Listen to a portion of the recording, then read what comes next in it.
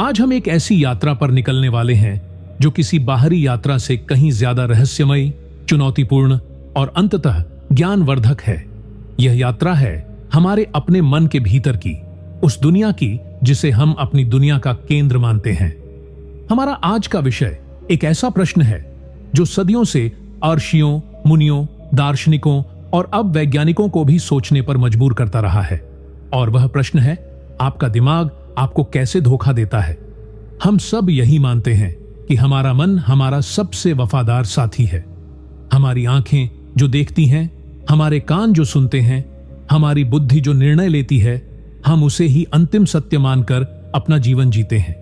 लेकिन क्या कभी आपने सोचा है कि जिस चीज पर आप आंख बंद करके भरोसा करते हैं वही आपको सबसे बड़ा धोखा दे सकती है। क्या कभी ऐसा हुआ है कि आपको कोई घटना पूरी तरह से याद हो, लेकिन बाद में पता चले कि वह वैसी थी ही नहीं जैसी आपकी यादों में थी?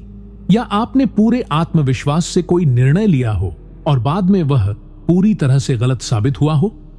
अगर हां, तो आप अकेले नहीं हैं। यह एक सार्वभौमिक मानवीय अनुभव है। यह हमारे मन का, हमारे दिमाग का वो खेल है जिसमें हम अक्सर अनजाने में ही कठपुतली बन जाते हैं। आज की इस गहरी चर्चा में हम इस धोखे की परतों को खोलेंगे। हम भारत के हजारों वर्ष पुराने आध्यात्मिक ज्ञान, विशेषकर हिंदू दर्शन और वेदांत की गहराइयों में उतरेंगे और साथ ही आधुनिक मनोविज्ञान और तंत्रिका विज्ञान यानी न्यूरोसाइंस के नवीनतम शोधों का सहारा भी लेंगे। आप यह देखकर हैरान रह जाएंगे कि हमारे प्राचीन ऋषियों ने जिसे माया या अविद्या कहा, आज का विज्ञान उसे कॉग्निटिव बायोसिस या ज्ञानात्मक पक्षपात के नाम से पहचान रहा है। यह ज्ञान की दो अलग अलग धाराओं का एक अद्भुत संगम है जो हमें एक ही सत्य की ओर ले जाता है कि वास्तविकता वैसी नहीं है जैसी दिखती है और हमारा मन इस भ्रम को बनाने वाला सबसे बड़ा जादूगर है। तो चलिए इस जादूगर के रहस्यों को समझने की जादुई यात्रा की शुरुआत करते हैं। हिंदू दर्शन के अनुसार मन की माया भ्रम का महासागर। जब हम मन के धोखे की बात करते हैं तो हिंदू दर्शन हमें एक बहुत गहरा और व्यापक दृष्टिकोण प्रदान करता है। यहां मन को केवल सोचने समझने वाला अंग नहीं, बल्कि अंतःकरण चतुष्टय का एक हिस्सा माना गया है। यह अंतःकरण 4 भागों में काम करता है: मन, बुद्धि, चित्त और अहंकार। मन बाहरी इंद्रियों से सूचनाएं ग्रहण करता है और संकल्प विकल्प करता है, यानी यह करूं या ना करूं जैसे विचार उत्पन्न करता है।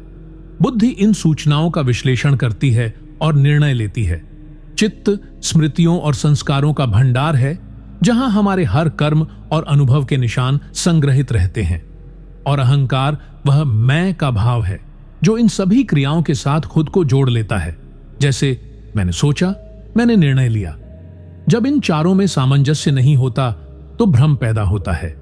इस पूरे खेल के पीछे जो सबसे बड़ी शक्ति काम करती है उसे वेदांत में माया कहा गया है। माया कोई साधारण भ्रम नहीं है, यह एक लौकिक शक्ति है। इसे ईश्वर की सृजनात्मक शक्ति भी कहा गया है जो इस नाना रूप वाले जगत का निर्माण करती है। माया की 2 प्रमुख शक्तियां हैं जो हमें धोखा देने का काम करती हैं। पहली है आवरण शक्ति यानी पर्दा डालने की शक्ति। यह शक्ति वास्तविकता के असली स्वरूप यानी ब्रह्म या आत्मा पर पर्दा डाल देती है, उसे छुपा देती है। जैसे बादल सूर्य को ढक लेते हैं, वैसे ही माया की आवरण शक्ति हमारी चेतना पर पर्दा डालकर हमें अपने असली स्वरूप को भुला देती है। दूसरी शक्ति है विक्षेप शक्ति यानी कुछ और दिखाने की शक्ति।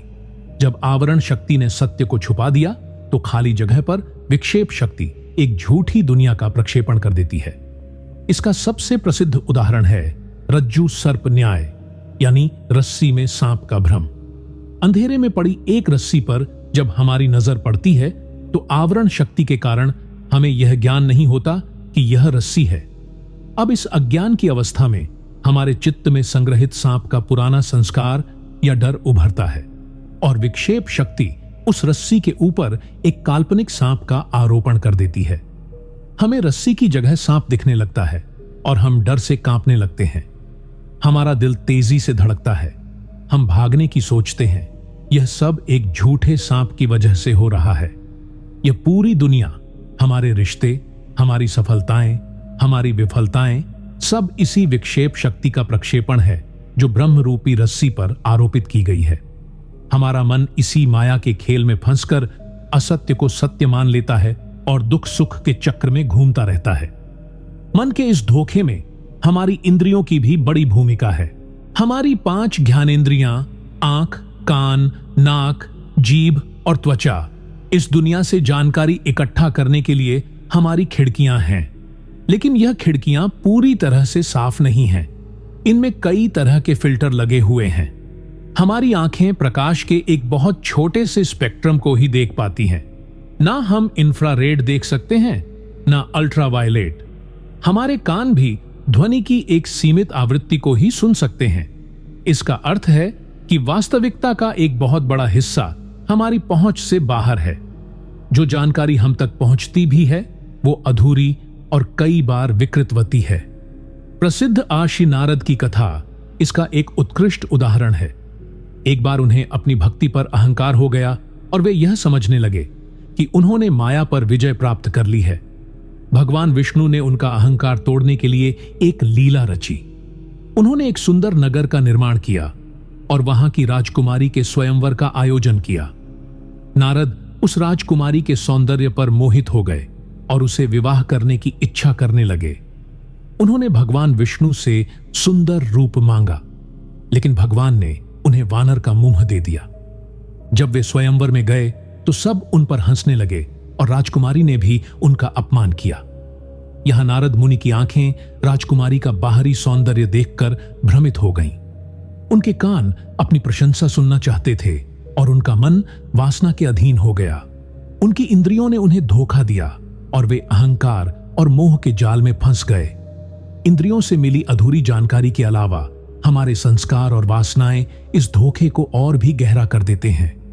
हमारे हर कर्म, हर विचार, हर अनुभव हमारे चित्त पर एक छाप छोड़ जाते हैं, जिसे संस्कार कहते हैं। जब एक जैसे कर्म बार बार दोहराए जाते हैं तो यह छाप गहरी होकर एक नाली की तरह बन जाती है। फिर जब भी कोई परिस्थिति आती है तो हमारा मन बिना सोचे समझे उसी पुरानी नाली में बहने लगता है। यही हमारी आदतें और हमारा स्वभाव बन जाता है।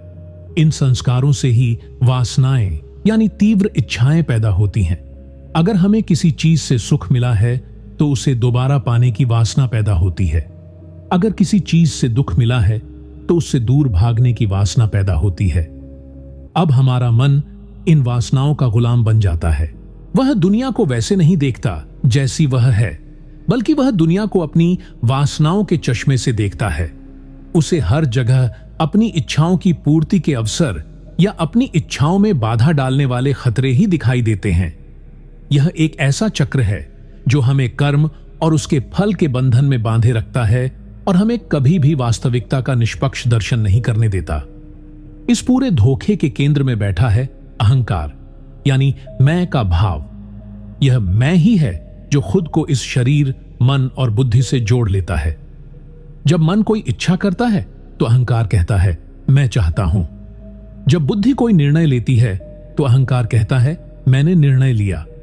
यह मैं का भाव ही हमें बाकी सबसे अलग महसूस कराता है और सारे संघर्ष और दुख की जड़ है।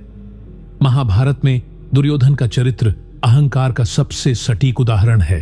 वह जानता था कि पांडव सही हैं और धर्म उनके पक्ष में है। जैसा कि उसने स्वयं कहा था, जानाम धर्मम न च मे प्रवृत्ति, जानाम अधर्मम न च मे निवृत्ति। मैं धर्म को जानता हूं पर उसमें मेरी प्रवृत्ति नहीं है। मैं अधर्म को भी जानता हूं पर उससे मैं रुक नहीं पाता।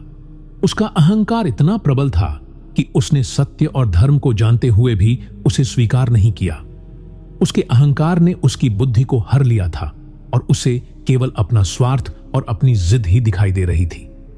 इसी अहंकार ने उसके और उसके पूरे कुल के विनाश का मार्ग प्रशस्त किया। हमारा अहंकार भी हमें इसी तरह अंधा बना देता है। वह हमें अपनी गलतियों को स्वीकार करने से रोकता है, दूसरों की सलाह सुनने नहीं देता और हमें इस भ्रम में रखता है कि मैं हमेशा सही हूं। यह मन द्वारा रचा गया सबसे बड़ा और सबसे खतरनाक धोखा है। आधुनिक विज्ञान के अनुसार दिमाग की फरेबियां, ज्ञानात्मक पक्षपातों का जाल। अब हम इस यात्रा के दूसरे पड़ाव पर आते हैं। और देखते हैं कि आधुनिक मनोविज्ञान इस दिमागी धोखे के बारे में क्या कहता है। विज्ञान की भाषा में इस धोखे को ज्ञानात्मक पक्षपात या कॉग्निटिव बायसेस कहा जाता है। यह हमारे सोचने के तरीके में मौजूद कुछ ऐसी त्रुटियां हैं जो हमें तर्क संगत निर्णय लेने से रोकती है और हमें गलत निष्कर्षों पर पहुंचाती है। यह पक्षपात हमारे दिमाग द्वारा विकसित किए गए शॉर्टकट्स हैं, जिन्हें ह्यूरिस्टिक्स कहा जाता है। हमारे पूर्वजों के लिए यह शॉर्टकट तेजी से निर्णय लेने और खतरों से बचने के लिए जरूरी थे, लेकिन आज की जटिल दुनिया में यही शॉर्टकट हमें धोखा देते हैं। चलिए कुछ प्रमुख ज्ञानात्मक पक्षपातों को विस्तार से समझते हैं। सबसे पहला और सबसे शक्तिशाली पक्षपात है कन्फर्मेशन बायस। यह वो प्रवृत्ति है जिसमें हम उन सूचनाओं को ढूंढते हैं, उनका समर्थन करते हैं और उन्हें याद रखते हैं जो हमारे पहले से मौजूद विश्वासों की पुष्टि करती है। साथ ही हम उन सूचनाओं को नजरअंदाज कर देते हैं या उनकी आलोचना करते हैं जो हमारे विश्वासों को चुनौती देती है। आज के सोशल मीडिया के युग में यह बहुत खतरनाक रूप ले चुका है। हमारे सोशल मीडिया फीड्स और सर्च इंजन हमें वही दिखाते हैं जो हम देखना चाहते हैं, जिससे हम एक इको चैम्बर या प्रतिध्वनि कक्ष में बंद हो जाते हैं। अगर कोई व्यक्ति यह मानता है कि एक खास राजनीतिक पार्टी ही देश के लिए अच्छी है, तो वह केवल उन्हीं न्यूज चैनलों को देखेगा, उन्हीं लेखों को पढ़ेगा और उन्हीं लोगों को फॉलो करेगा जो उसकी बात का समर्थन करते हों। किसी भी विपरीत जानकारी को वह प्रोपेगेंडा या फेक न्यूज कहकर खारिज कर देगा। इससे उसका विश्वास और भी कट्टर हो जाता है, भले ही वह तथ्यों पर आधारित ना हो। यह हमें नई चीजें सीखने और अपने विचारों को सुधारने से रोकता है। दूसरा महत्वपूर्ण पक्षपात है एंकरिंग बायस। इसमें हम किसी भी निर्णय के लिए मिलने वाली सबसे पहली जानकारी पर बहुत ज्यादा निर्भर हो जाते हैं और उसे एक एंकर यानी लंगर बना लेते हैं। बाद के सभी निर्णय उसी एंकर के आसपास ही घूमते हैं। इसका सबसे अच्छा उदाहरण शॉपिंग के दौरान देखने को मिलता है, जब आप किसी दुकान में एक जैकेट देखते हैं जिस पर लिखा है प्राइस 6,000 रुपए, ऑफर प्राइस 2,999 रुपए, तो आपका दिमाग 6,000 रुपए को एंकर बना लेता है। अब आपको 2,999 रुपए बहुत ही आकर्षक और सस्ता लगने लगता है और आप उसे खरीदने के लिए प्रेरित हो जाते हैं। हो सकता है कि उस जैकेट की वास्तविक कीमत सिर्फ 2,999 रुपए ही हो, लेकिन 6,000 रुपए के एंकर ने आपके निर्णय को प्रभावित कर दिया। यह पक्षपात केवल खरीदारी में ही नहीं, बल्कि सैलरी पर मोल भाव करते समय, किसी व्यक्ति के बारे में पहली राय बनाते समय और यहां तक कि अदालतों में जजों के निर्णय को भी प्रभावित करता है। इसके बाद आता है अवेलेबिलिटी ह्यूरिस्टिक। यह एक मानसिक शॉर्टकट है जिसमें हम किसी घटना के होने की संभावना का अंदाजा इस बात से लगाते हैं कि उसका उदाहरण हमारे दिमाग में कितनी आसानी से आ जाता है। जिन घटनाओं की खबरें हम मीडिया में ज्यादा देखते या सुनते हैं, हमें लगता है कि वे बहुत आम हैं, भले ही आंकड़े कुछ और कहते हों। उदाहरण के लिए हवाई जहाज दुर्घटनाओं की खबरें बहुत सनसनीखेज होती हैं और मीडिया में उन्हें बहुत कवरेज मिलती है। इस वजह से बहुत से लोगों को हवाई यात्रा से डर लगता है, जबकि आंकड़े बताते हैं कि हवाई यात्रा कार यात्रा से कहीं ज्यादा सुरक्षित है। लेकिन कार दुर्घटनाओं की खबरें उतनी प्रमुखता से नहीं दिखाई जाती, इसलिए उनके उदाहरण हमारे दिमाग में आसानी से नहीं आते। इसी तरह शार्क के हमले से ज्यादा लोग नारियल के सिर पर गिरने से मरते हैं, लेकिन हमें डर शार्क से लगता है क्योंकि उसकी कहानियां ज्यादा भयावह और यादगार होती हैं। एक और बहुत ही रोचक पक्षपात है डनिंग क्रूगर इफेक्ट। यह एक ऐसी स्थिति है जिसमें जिन लोगों में किसी काम को करने की योग्यता कम होती है, वे अपनी योग्यता को बहुत बढ़ा चढ़ाकर आंकते हैं। वहीं दूसरी ओर जो लोग उस काम में माहिर होते हैं, वे अक्सर अपनी योग्यता को कम आंकते हैं। ऐसा इसलिए होता है क्योंकि अयोग्य व्यक्ति के पास यह समझने की भी योग्यता नहीं होती कि वह कितना कम जानता है। उसे अपनी अज्ञानता का ही ज्ञान नहीं होता। आपने अक्सर देखा होगा कि कुछ लोग जिन्हें किसी विषय का सतही ही ज्ञान होता है, वे उस पर सबसे ज्यादा आत्मविश्वास से बहस करते हैं, जबकि उस विषय के असली विशेषज्ञ बहुत विनम्र होते हैं और कहते हैं कि अभी बहुत कुछ जानना बाकी है। यह प्रभाव हमें अपनी क्षमताओं के बारे में एक झूठे आत्मविश्वास में रखता है और हमें सीखने व सुधार करने से रोकता है। सनक कॉस्ट फैलेसी भी एक आम धोखा है। यह वो प्रवृत्ति है जिसमें हम किसी असफल प्रोजेक्ट, निवेश या रिश्ते में सिर्फ इसलिए और ज्यादा समय, पैसा या ऊर्जा लगाते रहते हैं क्योंकि हम उसमें पहले ही बहुत कुछ लगा चुके होते हैं। हम सोचते हैं कि इतना सब कुछ लगा दिया है, अब कैसे छोड़ दें। उदाहरण के लिए, किसी व्यक्ति ने एक बिजनेस शुरू किया जिसमें लगातार घाटा हो रहा है। सारे संकेत बता रहे हैं कि यह बिजनेस नहीं चलेगा, लेकिन वह उसमें और पैसा लगाता रहता है क्योंकि वह सोचता है कि अगर अब बंद कर दिया तो उसका पिछला सारा निवेश डूब जाएगा। वह यह नहीं समझ पाता कि वह जो नया पैसा लगा रहा है वह भी डूब ही रहा है। तर्कसंगत निर्णय यह होता कि वह अपने नुकसान को स्वीकार करके उस प्रोजेक्ट को बंद कर दे, लेकिन हमारा मन हमें पहले किए गए निवेश के मोह में फंसाकर और ज्यादा नुकसान करने पर मजबूर करता है। यही बात खराब रिश्तों पर भी लागू होती है। लोग सालों तक एक दुखी रिश्ते को सिर्फ इसीलिए ढोते रहते हैं क्योंकि उन्होंने उसमें कई साल बिताए होते हैं। इनके अलावा भी दर्जनों ज्ञानात्मक पक्षपात हैं, जैसे फ्रेमिंग इफेक्ट, जहां जानकारी को प्रस्तुत करने का तरीका हमारे निर्णय को बदल देता है।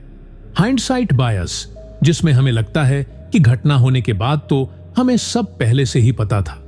और फंडामेंटल एट्रीब्यूशन एरर, जिसमें हम दूसरों की गलतियों के लिए उनके चरित्र को दोष देते हैं और अपनी गलतियों के लिए हालात को। यह सब मिलकर एक ऐसा जटिल जाल बनाते हैं जिसमें हमारा तार्किक और निष्पक्ष मन कहीं खो जाता है। विज्ञान हमें बताता है कि यह धोखे कोई हमारी व्यक्तिगत कमजोरी नहीं है, बल्कि यह मानव मस्तिष्क की संरचना में ही मौजूद है। मन पर विजय, हिंदू दर्शन और विज्ञान का संगम। तो अब सबसे महत्वपूर्ण प्रश्न यह उठता है कि अगर हमारा मन हमें इस तरह धोखा देता है तो क्या इससे बचने का कोई उपाय है? क्या हम इस माया के खेल से या इन ज्ञानात्मक पक्षपातों के जाल से बाहर निकल सकते हैं? इसका उत्तर है हां, निकल सकते हैं। और यहां भी हिंदू दर्शन और आधुनिक विज्ञान हमें मिलते जुलते रास्ते दिखाते हैं। हिंदू दर्शन के अनुसार इस भ्रम से बाहर निकलने का पहला और सबसे महत्वपूर्ण कदम है विवेक। विवेक का अर्थ है सत्य और असत्य, नित्य और अनित्य, आत्मा और अनात्मा के बीच भेद करने की क्षमता। इसके लिए नेति नेति की साधना का मार्ग बताया गया है, जिसका अर्थ है यह नहीं, यह नहीं। साधक अपने अनुभव में आने वाली हर चीज का विश्लेषण करता है और यह समझता है कि मैं यह शरीर नहीं हूं क्योंकि मैं इसे देख सकता हूं, मैं यह मन नहीं हूं क्योंकि मैं अपने विचारों को देख सकता हूं, मैं यह बुद्धि नहीं हूं क्योंकि मैं अपने निर्णयों को देख सकता हूं। इस तरह हर चीज को नकारते हुए अंत में जो बाकी बचता है वही देखने वाला, वही साक्षी, वही हमारी असली आत्मा है। यह विवेक का अभ्यास हमें धीरे धीरे अपनी पहचान को मन शरीर से हटाकर साक्षी चेतना में स्थापित करने में मदद करता है। दूसरा कदम है वैराग्य। वैराग्य का अर्थ दुनिया छोड़कर भाग जाना नहीं है, बल्कि दुनिया की चीजों से मिलने वाले सुख दुख के प्रति अपनी भावनात्मक निर्भरता को खत्म कर देना है। यह समझना कि दुनिया की कोई भी चीज, कोई भी रिश्ता, कोई भी उपलब्धि हमें स्थायी खुशी नहीं दे सकती।